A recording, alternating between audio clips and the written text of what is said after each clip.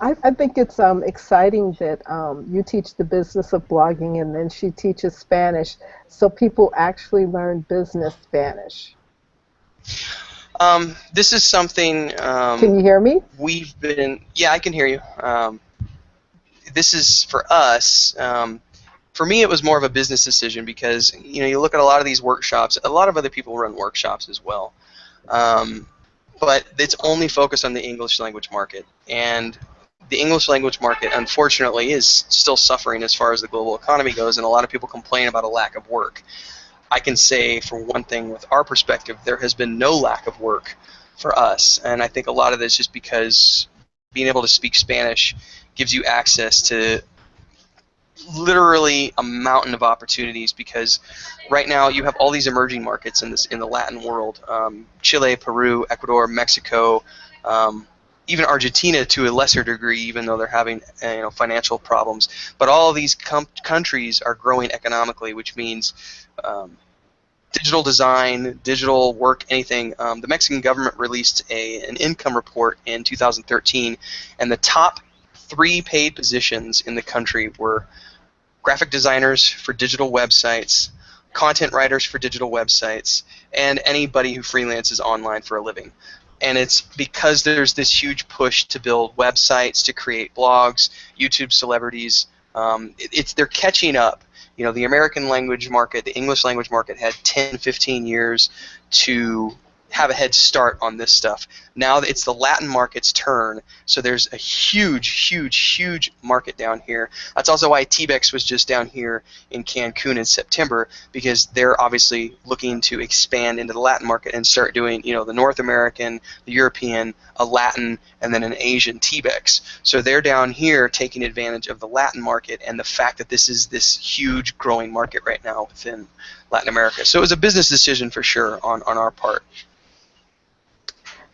Thanks for sharing that. No worries. Is aware of those trends. So that, I mean, because you're getting all the information in Spanish, so I don't think it's necessarily out there for the rest of us. It's, por la gente de aquí hay muchas oportunidades en el mundo digital, ¿no? Es diferente que en Estados Unidos porque aquí es creciendo rápido. So yeah, I mean it's and because we're on the ground, there is that benefit of being on the ground. Absolutely. Yes, yes. So are there any other bloggers like yourself and Chris that are doing what you guys are doing in Mexico? Can you say that again?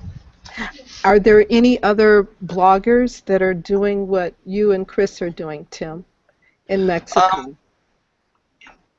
in terms of, and I just changed the speaker over so that she can hear. So if there's Oh, some great. feedback, let me know. Um, the market that we're doing right now, there are some other bloggers in the Cancun area, which we're no longer in the Cancun area right now.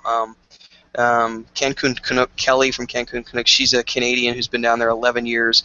She doesn't do social media so much. She has a really good job with a photography firm, but she definitely blogs about life on the ground. There's also Gringa Nation.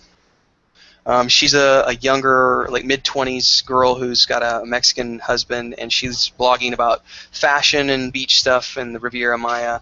But I don't think that there's too many who are doing in terms of what we do, in terms of the presentations as well as the business side of blogging. Everything I do and what we do with the boot camps and everything else is about brand management, brand consulting, apart from the travel blogging. I don't really think that there's too many other people who are doing what we do. Um, Also, I don't think that there's too many other bloggers who are out exploring the places that we explore. Part of our strategy for the 2015 calendar year is to be here in central Mexico, in Tabasco and Chiapas, to write about, for our blog, basically write about destinations that don't exist in the English language database for Google. So if you go to Google and you type in whatever, usually it's going to bring up a Wikipedia page or somebody's blog or somebody's photos or videos, and it's all in English. The places we're going and the places that we're visiting don't have anything in English. There might be a couple of things in Spanish, but for the most part, it's just non-existent. So we're actually looking to fill that void with the blog. Oh, it's really exciting. So the positions that you indicated that I guess the government said that are the top ones, the graphic artist, the content manager, and what was the other one? Anything freelance related to the digital markets. So really anybody who's doing like WordPress design, graphic design, social media management, even I'm trying to think of the other, Magento. There's a lot of different website platforms that people are doing, CSS, anything that's related to the digital market. Those are the highest paying jobs in Mexico right now. Because if you work in a traditional environment, you're related like anybody else in the United States. If you work for someone else in a brick and mortar industry, you're going to be stuck in that minimum wage or that equivalent of $12 to $15 an hour bracket, which is enough to live on, but it's not a lot. So being able to freelance allows people in Mexico to make $3,000-$4,000 a month, which in Mexico is the equivalent of making $7,000-$8,000 a month in the United States. So it's a burgeoning market down here.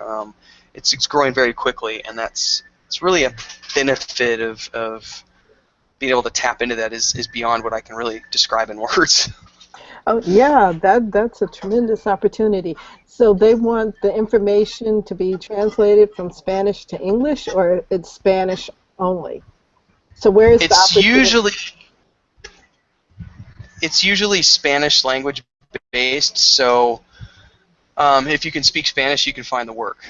There isn't a whole lot of Spanish to English, but there are.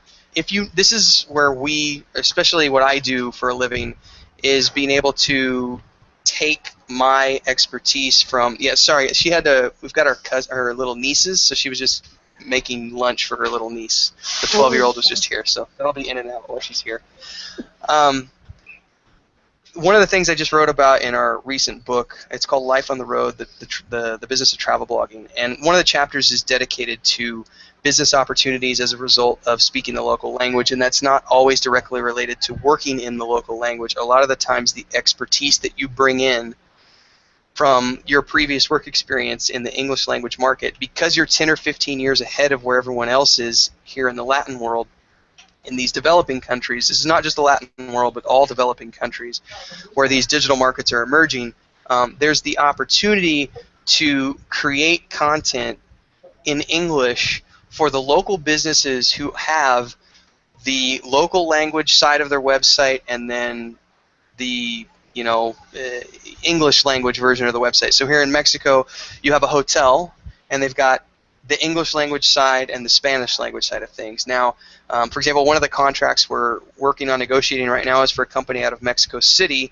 who they're a Mexico City Spanish language based firm, but the company they represent is a British girl who is looking to build up a YouTube channel for the English language market. So because I live here locally, these are people that I met at TBEX, so I was able to make that business connection with them, and we're working on putting together a package for them right now. It's in English, but it's for a Mexico City company. So there are opportunities to do things in your native tongue. It's just a matter of being able to speak the Spanish to make the connections with the people that are going to get you the opportunities in the first place, if that makes sense. it does. It does.